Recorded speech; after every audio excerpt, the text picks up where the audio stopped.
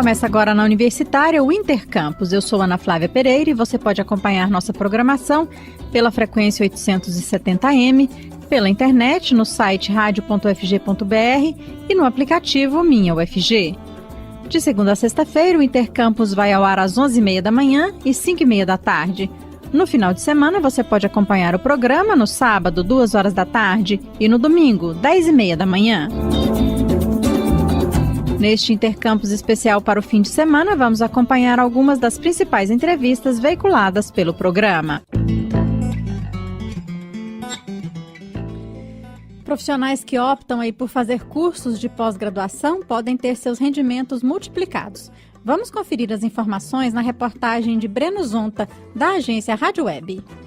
Concluída a faculdade, diploma na mão, abre-se ao recém-formado a dúvida. E agora? A satisfação em obter uma profissão pode acomodar, em vez de estimular o estudante a aprimorar seu currículo e capacidade profissional. Para se destacar no mercado de trabalho, um caminho recomendado é esticar a educação superior, matriculando-se em cursos de pós-graduação. Felipe Zaremba, que é head de pós-graduação de ensino à distância da Unicesumar, explica o que a educação continuada proporciona ao estudante. A conclusão de um curso de pós-graduação, ela abre estas portas para que o estudante possa, com o desenvolvimento de suas habilidades e competências, aplicá-las diretamente no trabalho, nas atividades profissionais. E ela é uma ponte muito bem fundamentada, muito bem alicerçada, porque aquilo que me é apresentado, eu já posso aplicar quase que imediatamente na profissão. Segundo Felipe, hoje, as áreas de pós-graduação à distância mais procuradas são a educação e os negócios. De acordo com os dados da pesquisa salarial, feita pela Cato com mais de 2 milhões de profissionais, as especializações podem aumentar os rendimentos do estudante em até 118%. Para Felipe, a pós-graduação aumenta o poder de empregabilidade e aprimora a capacidade do profissional de cumprir as funções exigidas no emprego. A primeira oportunidade, ela é a oportunidade de empregabilidade. Você consegue desenhar o seu currículo com competências e habilidades adquiridas nesses cursos de pós-graduação, então as chances de empregabilidade são maiores. Segundo, é a oportunidade de fazer outros cursos de pós-graduação que estejam relacionados não só com aquele curso de pós-graduação que você fez, mas com as oportunidades que você conseguiu enxergar no mercado de trabalho. Agência Rádio Web de São Paulo, Breno Zonta.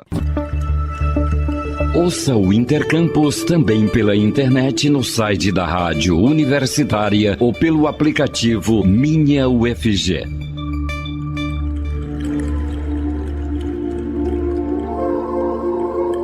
A partir de agora, as escolas deverão notificar o Conselho Tutelar se alunos faltarem a mais de 30% das aulas. A medida entrou em vigor na semana passada. Antes, a notificação era obrigatória para casos de faltas acima de 50%, ou seja, cerca de 25 faltas. Agora, essa notificação será quando o aluno tiver em torno de 15 faltas. Essa alteração na Lei de Diretrizes e Bases da Educação, a LDB, tem como objetivo melhorar o monitoramento de estudantes de todo o Brasil e tentar reduzir os índices de evasão escolar e distorção de idade série, que é quando o aluno apresenta defasagem no nível de ensino que deveria estar em relação à idade. Ao receber a notificação da escola de que o aluno não está comparecendo às aulas, o Conselho Tutelar deverá entrar em contato com a família para saber qual o motivo das faltas do estudante, mas não pode executar nenhum tipo de medida. Caso a família não responda a esse contato adequadamente, os conselheiros deverão ir até o local.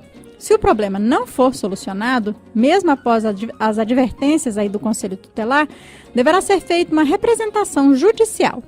De acordo com a Unicef, o Fundo das Nações Unidas aí para a Infância, 7 milhões de estudantes no Brasil têm 2 anos ou mais de atraso escolar. E um levantamento do governo federal sobre evasão escolar indica que mais de 12% dos alunos matriculados nas primeira e segunda séries do ensino médio abandonaram os estudos entre os anos de 2014 e 2015. Estamos apresentando Intercampus. O Centro de Línguas da UFG está com inscrições abertas a seus cursos disponíveis para o primeiro semestre de 2019. Os interessados têm até o dia 31 de janeiro para se inscreverem. E para nos contar um pouco mais sobre esses cursos oferecidos e como funcionam as aulas no Centro de Línguas da UFG, a gente convidou a gestora do projeto, a Suelaine Pires. Olá, Suelaine, obrigada aí por aceitar nosso convite. Olá, bom dia. Eu que agradeço pela oportunidade. Então, Suelaine, começa contando pra gente, né? As inscrições já estão abertas, são para todos os cursos, que cursos são ofertados? Bom, as matrículas estão abertas sim, mas isso é só para quem quer fazer o inglês. Elas estão abertas, disponíveis na página. Eu vi que você já fez uma abertura que é exatamente isso mesmo. Eles têm até o dia 31 para fazer. As matrículas em si, elas serão do dia 11 a 15 de fevereiro. É uma semana de matrícula.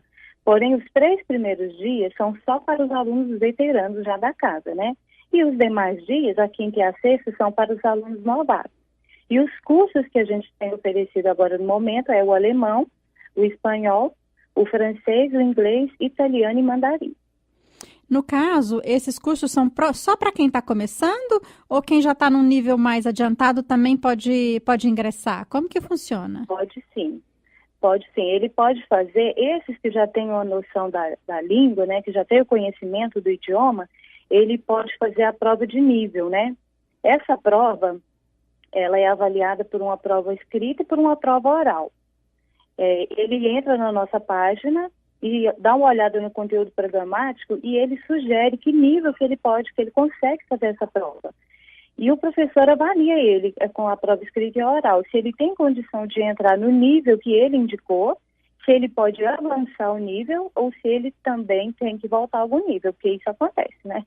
Às vezes ele precisa de voltar. Para essas inscrições, para quem já tem noção do idioma e quer entrar no nível mais avançado, ele tem que entrar na nossa página e fazer essa solicitação para essa prova no dia 14 de fevereiro somente. Pode fazer online, mas só no dia 14.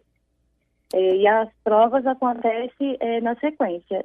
A inscrição é do dia 4, a inscrição é do dia 4 ao dia 6 de fevereiro. E a prova é dia 7 ou 8 de fevereiro. E aí o professor dá um cartão para ele indicando que nível que ele pode se inscrever. E aí quem vai se inscrever para o nível básico, né, para a primeira turma ali, aí a inscrição já é feita automaticamente. A inscrição para quem vai fazer o inglês, ele é um cadastro online. O candidato entra na nossa página, faz o cadastro e logo na sequência ele já escolhe o dia e o nível e o horário que ele quer tentar essa vaga. Ele sendo contemplado, ele precisa de comparecer no dia 14 para confirmar, para efetivar essa matrícula. Ele entra agora, faz o cadastro e espera o dia de sorteio, que é dia 1º de fevereiro. Ele sendo contemplado, ele precisa de comparecer no dia 14 para efetivar a matrícula com os documentos pessoais. Inclusive que, caso o aluno for vinculado ao UFG, ele precisa de levar um documento comprobatório. Agora, caso aquele aluno não foi contemplado por essa vaga, ele pode tentar pelas vagas remanescentes, que acontece no período de 18 de fevereiro a 8 de março, mas aí já é por ordem de chegada. Certo. E para os demais cursos, né, que não seja o curso de inglês, aí a pessoa que se inscreve já está automaticamente matriculada? Ela já está automaticamente, porque as demais línguas, no caso o alemão, o espanhol, o francês, o italiano e mandarim, ele é por ordem de chegada. Por ordem de inscrição. Aí sim, como é por ordem de chegada, aí na medida que for fazendo a inscrição e for preenchendo as vagas, é que vai diminuindo aí a possibilidade de horários, né? Mas ele fazendo a inscrição, a vaga dele já está garantida. Para essas línguas, é no dia 15 de fevereiro. A partir de 8 horas, a gente começa a atender, então, na medida que for preenchendo as turmas, não vai mais aparecendo que tem vaga, né? Então, eles vão preenchendo as turmas. E há algum pré-requisito para participar desses cursos de línguas oferecidos aí pelo Centro de Línguas da UFG? Sim. Primeiramente, a pessoa tem que estar cursando ou já ter cursado o primeiro ano do ensino médio, porque nossas turmas são muito homogêneas. Não tem uma idade, mas tem, então, a forma da escolaridade. Se ele tiver, por exemplo, iniciando agora, no primeiro semestre de 2019, já o primeiro ano do ensino médio, ele já pode entrar. E os que já são formados, evidentemente, também. Então, o requisito básico é esse, primeiro ano do ensino médio, cursado ou cursando. E aí precisa pagar alguma taxa, Suelaine? Sim, a taxa, ela é um valor que é pago no ato da matrícula, é um valor semestral. Então, assim, ela paga um valor por exemplo, a comunidade geral, que é sem vínculo com a universidade, paga 470. Os que são vinculados à Universidade Federal, paga 375. E os alunos da letra, que é onde acontecem as aulas, paga 235. Esse valor é para estudar todo o semestre, é uma taxa única, né, que é pago no ato da matrícula. Ele não é parcelado e ele pode ser pago por meio de boleto ou cartões de débito e crédito. Tá certo.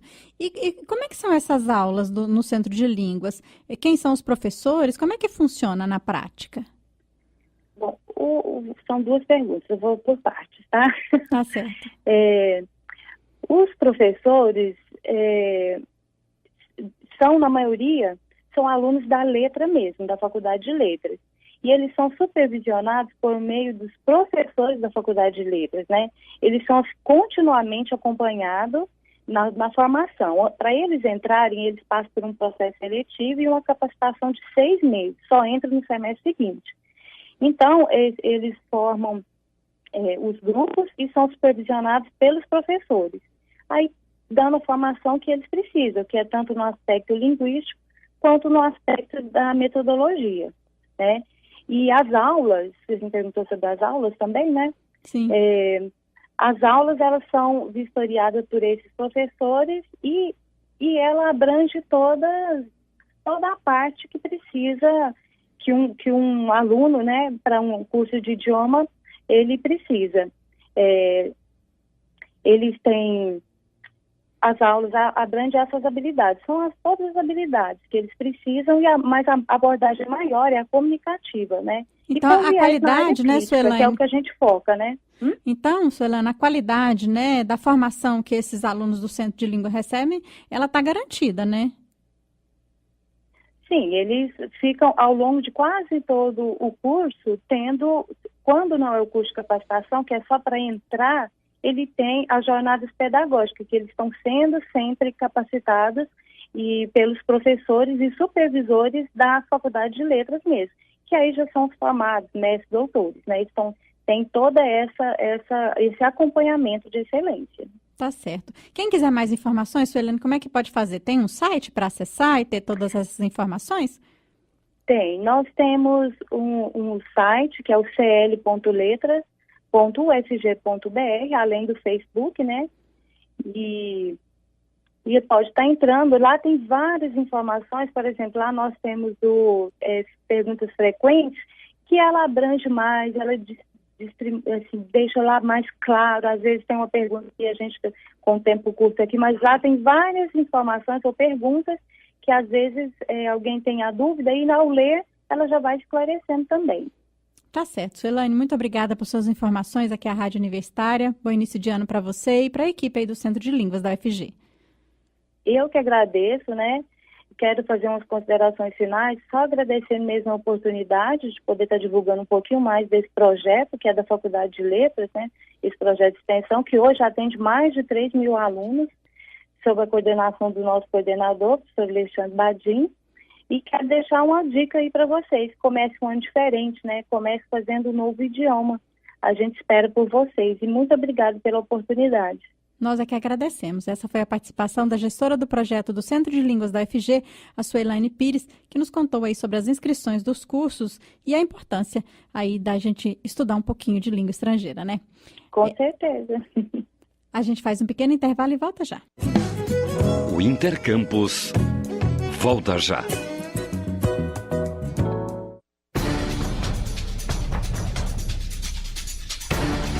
Assédio moral não é legal. A continuidade e frequência de gestos, atos e palavras ofensivas são as principais características do assédio moral. Se você, aluno, professor, técnico administrativo ou terceirizado da UFG, foi vítima, denuncie. ouvidoria.ufg.br. Fone 62 3521 1149. Uma campanha Universidade Federal de Goiás, ADUFG, Cientifisgo, DCE e APG.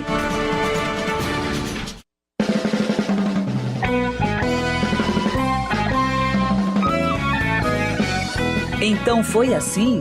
Os bastidores da criação musical brasileira. Um programa que desvenda a gênese de músicas que marcaram época e que revela sentimentos, emoções e situações vivenciadas pelos autores e compositores no momento da criação. Um programa repleto de informações e curiosidades sobre as relações de parcerias e os processos criativos musicais.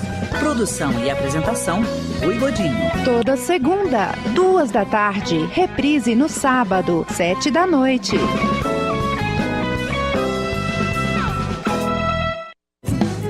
Voltamos a apresentar Intercampus. O Brasil é um dos maiores produtores e exportadores agropecuários do mundo e tem papel importante para a alimentação mundial. Mas como será o mercado de trabalho para quem se forma na área do agronegócio? Sobre esse assunto, eu conversei com o professor Gabriel Medina, coordenador do Programa de Pós-Graduação em Agronegócio da UFG. Olá, professor Gabriel. Olá, Ana Flávia. Muito obrigado pela oportunidade de discutir esse assunto com vocês aqui na rádio. Imagina, a gente é que agradece, professor. Obrigada aí por aceitar nosso convite. Professor, o Brasil é um dos maiores produtores e exportadores agropecuários do mundo e tem papel importante para a alimentação mundial. Então, por isso, a gente pode pensar que o mercado de trabalho para quem se forma nessa área do agronegócio está garantido? É isso mesmo? É e não é, Ana Flávia. De certa forma, os formandos em ciências agrárias têm conseguido uma boa inserção comercial por conta da dinâmica recente do agronegócio brasileiro, né? Então, os alunos que se formam aqui na Escola de Agronomia, em geral, têm a possibilidade de entrar no mercado de trabalho de forma mais fácil do que em algumas outras áreas, né? Mas uma preocupação que a gente tem é na função que está sendo exercida por esse profissional, porque geralmente a primeira possibilidade de inserção comercial é numa atividade de revenda, né? Revenda de produtos de grupos multinacionais que estão estabelecidos no Brasil. E a gente tem sempre discutido isso aqui na Escola de Agronomia, como que a gente consegue formar um perfil de profissional para ter um papel mais importante, mais estratégico nesses grupos multinacionais, mas também nos grupos brasileiros, de fortalecer os grupos brasileiros e até mesmo ter capacidade de empreender e criar o seu próprio negócio, né?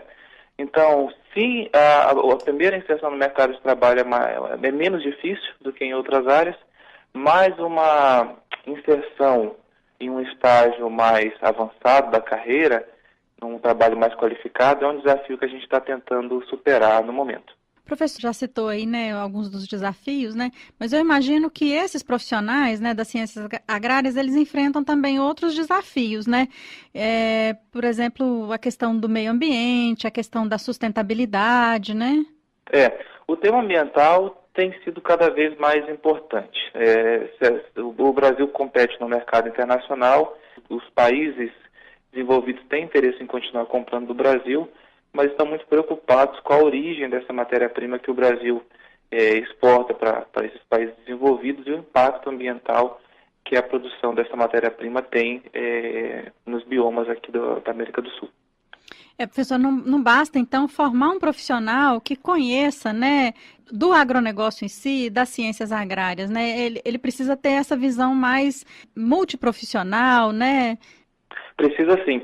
E a gente tem, de certa forma, ancorado o nosso modelo de desenvolvimento do agronegócio no Brasil, a competitividade do agronegócio no Brasil, em parte, depende muito de um modelo de expansão horizontal para novas fronteiras agrícolas, né? Muito da competitividade do modelo adotado no Brasil é de consolidação de grandes fazendas e a migração para novas fronteiras agrícolas para abrir novas áreas e produzir cada vez mais em maior escala. Isso tem, sim, é verdade, garantido maior produção e, em parte, a competitividade do agronegócio brasileiro está baseada nisso, mas o impacto ambiental é tremendo, né? E o impacto social também não pode ser negligenciado. A gente tem visto aí, acompanhado conflitos de entrar em terras indígenas, de entrar em comunidades tradicionais, o impacto social que isso causa. Então, esse modelo atual brasileiro, em que a competitividade do setor é, em parte, amparada nisso, na expansão para novas fronteiras, precisa ser revista. A gente precisa começar a pensar um novo modelo, uma nova forma de produzir, que garanta ainda grande produção, grande produtividade, mas sem esse impacto ambiental. Em algumas regiões do Brasil, a gente já tem isso sendo consolidado, um agronegócio mais moderno. No caso, professor, né, as universidades federais, em especial a UFG, ela tem formado seus profissionais para atuar com esse foco, com essa visão? Existe sim uma preocupação na UFG, no Instituto Federal Goiano, que também forma muitos profissionais dessa área. Agora, o que a gente precisa é continuar discutindo e principalmente ficar muito antenado com o que são as dinâmicas atuais, né, para a gente ser capaz de cada vez melhor qualificar o nosso profissional. E além do impacto ambiental dessa forma de produção aqui no Brasil, uma coisa que nos preocupa muito é o seguinte, é que o agronegócio feito no Brasil é cada vez mais um agronegócio multinacional, portanto não brasileiro, né? Então são grandes grupos multinacionais que controlam o agronegócio que é feito no Brasil, isso é fato. E a gente precisa começar a pensar como é que a gente consegue garantir que os grupos nacionais ganhem mais espaço ao longo de toda a cadeia produtiva do agronegócio, não só na produção na fazenda, que é o que a gente concentra hoje. A gente precisa ter mais espaço na produção dos insumos que vão para a fazenda e depois no processamento e exportação da produção. É esse nicho de mercado, é aí que estão as melhores posições de trabalho e aí também a possibilidade de o brasileiro se inserir numa agenda mais sustentável e tentar fomentar uma agenda mais sustentável de produção agropecuária no país. Professor, mas a gente pensando, né, do ponto de vista de um mundo globalizado, a presença de empresas estrangeiras no país não seria inclusive benéfico? Sim. Existem muitos economistas que mostram exatamente isso, que foi exatamente porque se abriu a partir da década de 90 que o Brasil conseguiu atrair capital internacional que conseguiu dinamizar a economia brasileira, em particular o agronegócio, né? Então, a gente não precisa ver só pelo lado da crítica, né? Tem benefício da atração de capital internacional para o país, mas apesar disso, a gente precisa, em atraindo esse capital e ajudando a dinamizar a economia nacional, não deixar de pensar em como que os grupos nacionais podem se beneficiar, porque se a gente não fizer isso, a gente vai ficar com a menor fatia do bolo e restrito só à produção agropecuária, que é que menos remunera o capital e a mão de obra, né? Então a gente vai ter um agronegócio feito no Brasil por grupos multinacionais e basicamente a nossa contribuição vai ser oferecer terra barata e mão de obra barata, né? Nesse modelo a gente ganha muito pouco. Então a gente precisa ver como é que estrategicamente a gente começa a se inserir nas partes que melhor remuneram o capital na cadeia. Professor Gabriel Medina, muito obrigada por sua entrevista aqui à Rádio Universitária. Obrigado. Essa foi a participação do professor Gabriel Medina, coordenador do Programa de Pós-Graduação em Agronegócio da UFG. O Intercampus volta já.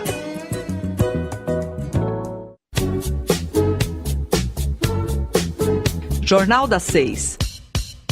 Independência e credibilidade desde 1980, de segunda a sexta, a partir das 6 horas da noite. Não perca!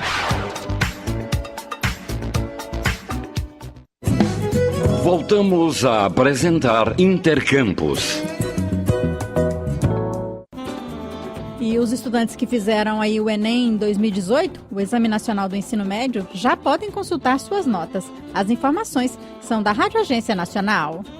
Para ter acesso ao desempenho nas provas, o candidato deve acessar a página do participante na internet ou aplicativo do Enem 2018. É preciso ter em mãos o login com o CPF e a senha. O INEP, Instituto Nacional de Estudos e Pesquisas Educacionais Anísio Teixeira, orienta que os participantes que esqueceram da senha cadastrada recuperem a combinação com antecedência.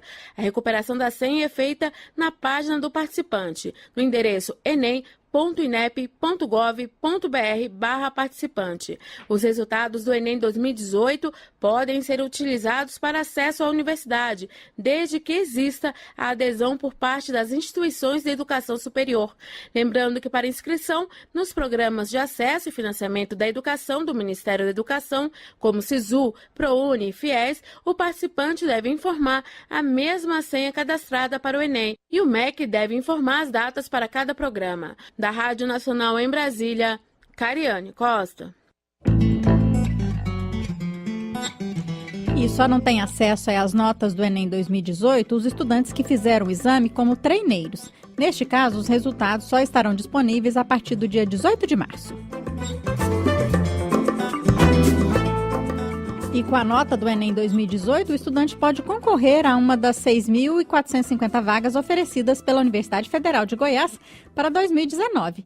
Quem vai nos contar mais sobre a forma de ingresso na UFG utilizando a nota do Enem é o jornalista Luiz Felipe Fernandes, da Secretaria de Comunicação da Universidade Federal de Goiás. Olá, Luiz Felipe. Tudo bem?